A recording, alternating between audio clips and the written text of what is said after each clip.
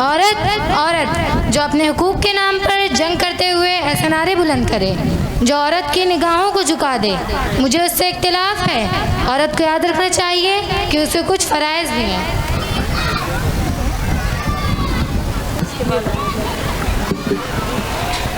باپ کی سر کی دستار عورت کا کردار، شوہر کی عزت اور وقار عورت کا کردار، گھرانوں کی عزت کو لگائے چار چاند یا کرے تار تار عورت کا کردار، اخلاقی قدروں کے عروج و زوال عورت کا کردار، اور خاندانی غیرت کا معیار عورت کا کردار۔ مرد اور عورت گاڑی کے دو پہیے ہیں، لیکن اس معاشرے میں مرد اور عورت کو اسٹپنی سمجھ کر استعمال کرنے لگے تو وہاں احساس کمتری اور احساس محرومی کا شکار یہ عورت ڈگی میں پڑے رہنے کے بجائے اپنے حقوق کے لیے باہر نکلتی ہے۔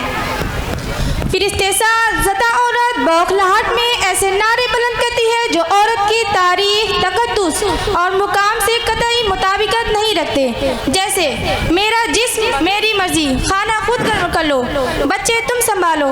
عورت کے حقوق کے متعلق ہمارے خیالات، نظریات اور جذبات قدامت پسندانہ نہیں ہونے چاہیے۔ آج موجودہ دور میں عورتوں کے حوالے سے بہت سی غلط فہمیاں پائی جا رہی ہیں۔ کہیں پر عورتوں کو ضرورت ہے، کہیں پر عورتوں کی حقوق کی مساوات سے محرومی کی شکایت ہے، تو کہیں پر مرد و زن کے برابر کی جنگ لڑی جا رہی ہے۔ حالانکہ عورتوں کو یہ سمجھنا چاہیے کہ عورتوں کی ذمہ داری گھر کی حفاظت کا بہت فریضہ ادا کرنا ہے۔ نیز عورتوں کو اپنے دائرے کا خیال رکھنا بے حد ضروری ہے، ساتھ ہی مردوں کو رجال اقوامون علی النساء کا سبق یاد رکھنا ہے، اور یہ بات لوگ دماغ میں بیٹھا لینی ہے کہ عورتوں کی عزت صالحین کے گھروں میں ہوتی ہے۔ So our 8th and 10th class group come on the stage for debate on the topic of معمار جہاد ہے۔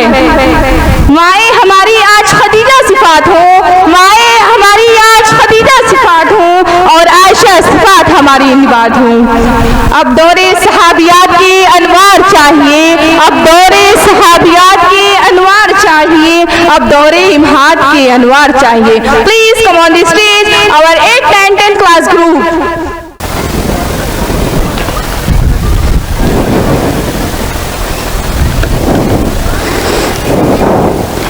السلام علیکم ورحمۃ اللہ وبرکاتہ۔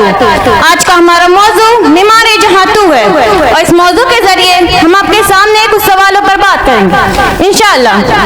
اسلام میں خواتین کا مقام مرتبہ واضح ہے، انہیں علمی اور عملی ہر طرح کی سرگرمیاں انجام دینے کی اجازت ہے، اپنے حقوق اور فرائض سب متعین کر دیے گئے ہیں، اس پہ اپنے اور پرائے سب غلط بیانی اور غلط فہمی کا شکار ہیں۔ وہ کہتے ہیں کہ اسلام میں مردوں کے مقابلے میں عورتوں کو پس درجہ دیا ہے، حجاب کی بندشیں عائد کر کے سماج سے بالکیاں کاٹ دی گئی ہیں، ان کے دیگر صلاحیتوں سے فائدہ اٹھانے کی اجازت نہیں۔ دوسری طرف یہ بھی ہے کہ اسلام میں خواتین کے مقام مرتبہ کا صحیح تعارف نہیں کرایا گیا ہے۔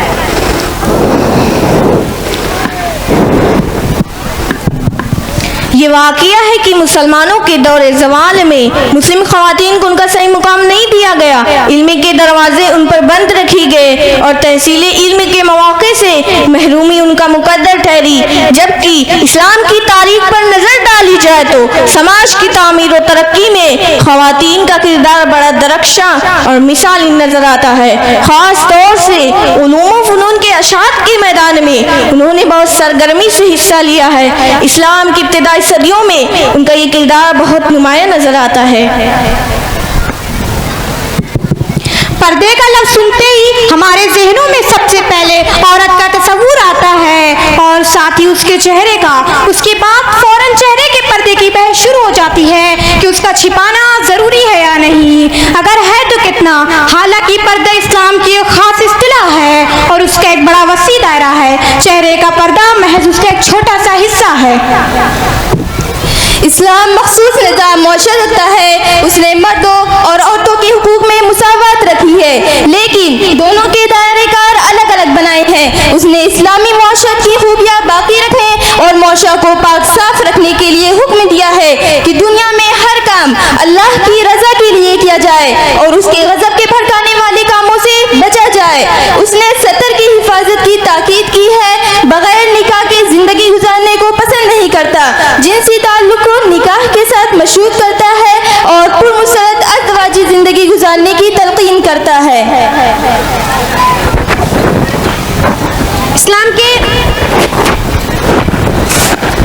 کے وسیع تصور پردہ کا اندازہ اس بات سے لگایا جا سکتا ہے کہ اسلام نے مردوں اور عورتوں کو اپنی نگاہوں کو کنٹرول میں رکھنے کا حکم دیا ہے، گھر میں داخلے کے آداب سکھائے ہیں، نامحرم کے ساتھ تنہائی میں رہنے کو ممنوع قرار دیا ہے، مردوں اور عورتوں کے درمیان اختلاط سے روکا ہے، اس نے ان دونوں کو ساتھی لباس استعمال کرنے کی تاکید کی ہے، اس نے خاص طور پر عورتوں کو یہ حکم دیا ہے کہ ان کا لباس شفاف و باریک نہ ہو، کہ اس سے بدن جھلکے، خوشبو میں بسا ہوا نہ ہو، ڈھیلا ڈھالا ہو، چست نہ ہو اور خاص طور پر مرد کے مشابہ نہ ہو، اور اس نے اس بات کا بھی حکم دیا ہے کہ اپنی زینت کے اظہار سے بچے۔ اب اس مدعے پر ہم سب کچھ سوال و جواب پر تبصرہ کرنے جا رہے ہیں، تو عفیفہ میرا پہلا سوال آپ سے ہے کہ آپ مجھے بتائیں اللہ سبحانہ و تعالیٰ نے قرآن شریف میں عورتوں کی زیب و زینت کے بارے میں کیا فرمایا ہے؟ کیا زیب و زینت جائز ہے؟ That's a good question. اللہ تعالیٰ کی نعمتوں میں سے ایک نعمت خود کو سنوارنا اور خود کی کیئر کرنا بھی ہے۔ زیب و زینت شریعت میں کافی حد تک جائز ہے، لیکن ایک عورت کے لیے اتنا علم حاصل کرنا ضروری ہے جس سے معلوم ہو کہ زیب و زینت میں کون سی چیز جائز ہے اور کون سی چیز ناجائز۔ اسلام میں زیب و زینت کی نمائش کے حوالے سے قرآن و حدیث میں واضح رہنمائی موجود ہے۔ زینت کی نمائش کا بنیادی اصول یہ ہے کہ اس کے دائرے میں رہ کر کیا جائے۔ قرآن مجید سورہ نور آیت نمبر 31 میں اللہ سبحانہ تعالیٰ ارشاد فرماتے ہیں، بسم اللہ الرحمن الرحیم، وَقُلْ لِلْمُؤْمِنَاتِ يَغْضُضْنَ مِنْ أَبْصَارِهِنَّ وَيَحْفَظْنَ فُرُوجَهُنَّ وَلَا يُبْدِينَ زِينَتَهُنَّ إِلَّا مَا ظَهَرَ مِنْهَا۔ ترجمہ، اور مومن عورتوں سے کہو کہ وہ اپنی نظریں نیچی رکھیں اور اپنی شرمگاہوں کی حفاظت کریں اور اپنی زینت کو ظاہر نہ کریں سوائے اس کے جو ظاہر ہو۔ اس آیت کے مطابق عورت کو اپنی زینت صرف محرم مردوں، شوہر یا قریبی رشتہ داروں کے سامنے ظاہر کرنے کی اجازت ہے اور غیر محرم کے سامنے زینت کو چھپانے کا حکم دیا گیا ہے۔ اب میرا سوال رسکا سے ہے کہ وہ بتائیں رسول صلی اللہ علیہ وسلم نے کس طرح کا لباس پہننے اور زینت کرنے سے منع فرمایا ہے؟ That's a good question. Let's talk about this topic. دیکھیے، زینت کی نمائش میں حیا بہت ضروری ہے۔ ہمارے نبی صلی اللہ علیہ وسلم نے ایسے لباس اور ایسی زینت سے منع فرمایا ہے جو فخر، تکبر یا دوسروں کو دکھانے کے لیے ہو۔ زینت کا مقصد صرف خود کو خوش کرنے اور اپنے شوہر کے لیے ہونا چاہیے، نہ کہ معاشرتی مقابلہ یا دکھاوے کے لیے ہو۔ تو اب میں زویا سے مخاطب ہونا چاہتی ہوں کہ آپ بتائیں آپ ان لڑکیوں کے بارے میں کیا کہیں گی جو لڑکیاں اپنی تصاویر کو کبھی فیس بک پر تو کبھی انسٹاگرام پر تو کبھی ڈی پیز پر لگاتی ہیں؟ رسکا آج کا ویری گڈ کوشچن۔ ہمارے معاشرے میں آج بڑے افسوس کا مقام ہے کہ ہم لڑکیاں کس قدر اپنے آپ کو گناہوں میں لپیٹ رہی ہیں۔ کیا ملتا ہے ہمیں فیس بک پر تو کبھی ڈی پیز پر تو کبھی اسنیپ پر سی تصاویر کو لگا کر، کبھی آنکھ کی تو کبھی ہاتھ کی، کبھی بال کی تو کبھی دوستوں کے ساتھ مل کر گپ شپ کرنے کی۔ آخر کتنے ثواب لوٹ لیتی ہیں، کتنی نفلیں، کتنی فرائض کو ادا کر لیتی ہیں۔ کچھ نہیں، بس تھوڑا سا کامنٹ، لائک، بس یہی۔ اس کے لیے ہمیں اپنے بالوں کو سنوارنا پڑتا ہے، سیلفیاں لینی پڑتی ہیں، یہی نہ کہ ہم دوسروں کو دکھانا چاہتے ہیں کہ ہم کتنے خوبصورت ہیں، ہماری اسٹائلش اوروں سے الگ ہیں۔ اب آپ کو انشاء بتائیں گے کہ اسلام میں عورتوں کا کیا مقام ہے۔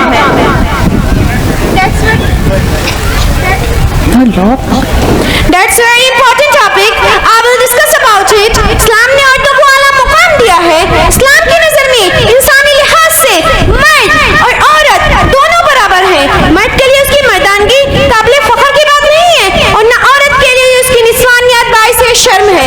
ہر فرد کی زندگی میں عورت کسی نہ کسی صورت ایک مؤثر کردار ادا کرتی ہے۔ ایک متوازن اور ترقی یافتہ معاشرے کی بنیاد رکھنے میں ایک عورت کی بہت بڑی اہمیت ہے۔ قرآن کریم میں اور سنت رسول میں عورت کے مقام کے بارے میں بہت سی آیات موجود ہیں۔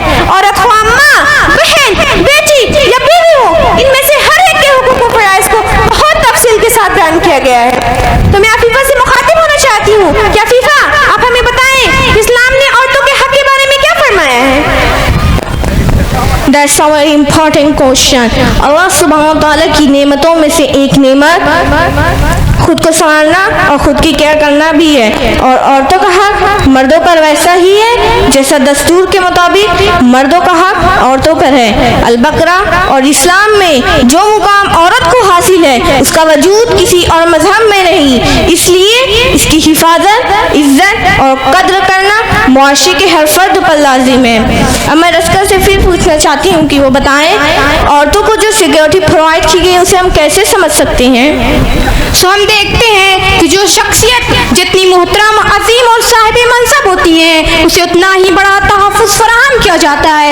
इस चीज़ को उन हज़रात की तौहीन नहीं समझा जाता, बल्कि ये एज़ाज़ की अलामत है। जिसको जिस मियार की सिक्योरिटी हासिल है उसे उतना ही बड़ा साहिब मनसब तस्वुर किया जाता है। अहमक है वो औरतें जो अपने बाप, भाई और शौहर की सिक्योरिटी और पाबंदियों को कैसे समझती हैं। ये नहीं समझती कि उनकी इज्जत और उनकी हिफाजत के लिए है।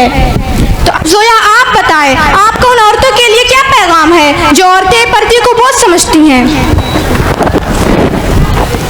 नादान है वो औरतें इस्लाम के अता करदा एजाज को अपना हक तलफी और नापदरी समझती हैं। उन्हें क्या खबर, इस्लाम ने हर औरत को आला तरीन सिक्योरिटी फराहम की है और उसके तहफ़्फ़ुज़ के लिए ताकतवर, मोहब्बत करने वाले बॉडीगार्ड मुतय्यन किए हैं।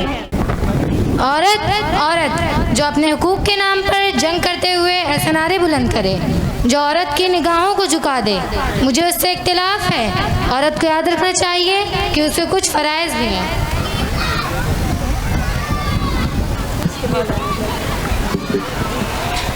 बाप की सर की दस्तार औरत का किरदार, शौहर की इज्जत और वकार औरत का किरदार, घरानों की इज्जत को लगाए चार चांद या करे तार तार औरत का किरदार, इखलाकी कदरों के उरूज सवाल औरत का किरदार, और खानदानी गैरत का मियार औरत का किरदार। मर्द और औरत गाड़ी के दो पहिए हैं, लेकिन इस माशरे में मर्द और औरत को स्टेपनी समझकर इस्तेमाल करने लगे तो वहाँ एहसासी कब्तरी और एहसासी महरूमी का शिकार ये औरत टिक्की में पड़े रहने के बजाय अपने हुकूक के लिए बाहर निकलती है।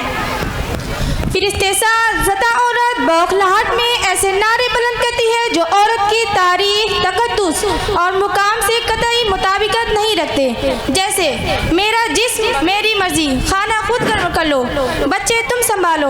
औरत के हुकूक के मुतालिक हमारे ख्यालात, नज़रियात और जज्बात कदामत पसंदाना नहीं होने चाहिए। ऐ बिन्ते हरम तू जाग ज़रा, ऐ बिन्ते हरम तू जाग ज़रा, उम्मत को भी बेदार करा तू अपनी खुद ही पहचान ज़रा। ऐ बिन्ते हरम तू जाग ज़रा, इस्लाम को तू मेयार बना। ऐ बिन्ते हरम तू जाग ज़रा, उम्मत को भी बेदार करा तू अपनी खुद ही पहचान ज़रा।